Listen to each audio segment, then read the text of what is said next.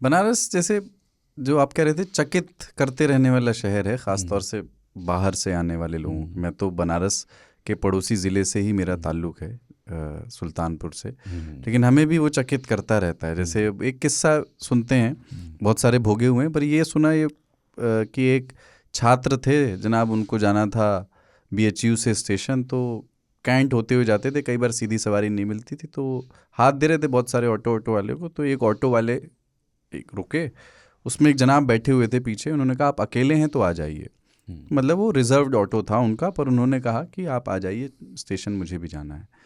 तो उन्होंने हाथ में हिंदी साहित्य की किताब देख ली थी, इसलिए बुला लिया।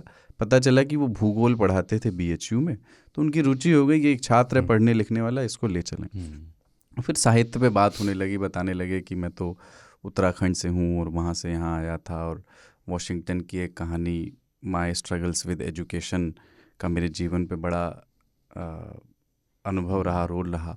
तो फिर एक दूसरे के लिए कुछ मशवरे होने लगे कि ये आप पढ़ सकते हैं, ये एक पढ़ने वाली चीज़ है। तो उन्होंने एक कहानी बताई कि अ गर्ल विद बास्केट, ये जो है कहानी आप पढ़िएगा और आपको पसंद आएगी।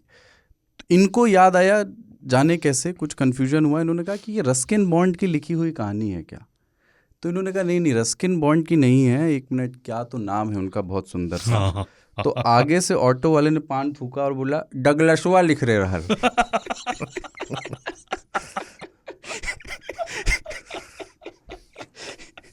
William C. डगलस की लिखी हुई कहानी है। पान वाले ने कहा डगलसवा लिख ले रहल। उसके बाद पूरे रास्ते किसी से कोई बात नहीं, सारा भूगोल, सारा एक और शब्द उच्चारित नहीं हुआ उस ऑटो में। अभी भी आपको चकित कर देता है क्या ये शहर? हाँ, कर देता है। वो जो है ना नागरिक पंचायत सभा में, तब मेरा उससे कोई सीधा ताल्लुक नहीं था, और एक लाइब्रेरी में कई स्तरों पर लोग होते हैं, लाइब्रेरियन, बुक लिफ्टर और चपरासी आदि। तो हिंदी की पहली कहानी, ऐसा कुछ विचार विमर्श हो रहा था।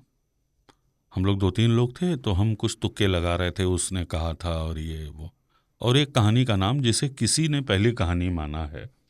पहली कहानी कौन सी थी, इसको लेकर के विद्वानों में थोड़ा मतभेद है ना। तो वो बंग महिला की कहानी है। अब ये बंग महिला का वास्तविक नाम क्या है हम भूल गए थे। तो वहाँ एक चपरासी जो लिटरली उसके पहले झाड़ू लगा रहे थे, उन्होंने बताया राजेंद्र बाला घोष।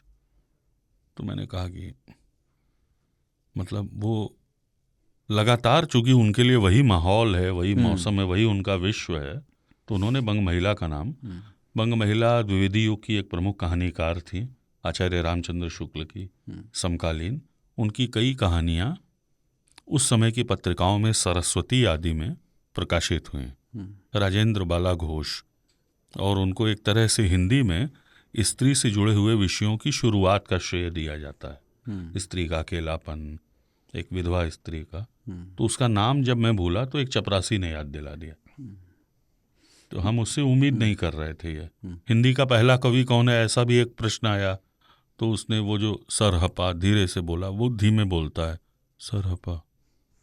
अब वो मेरे साथ काम कर रहे हैं इन दिनों सभा में, तो मैं उनसे खोद के 20 चीज़ें पूछता हूँ दिन भर में। 20 में से 15 के जवाब वो देते हैं।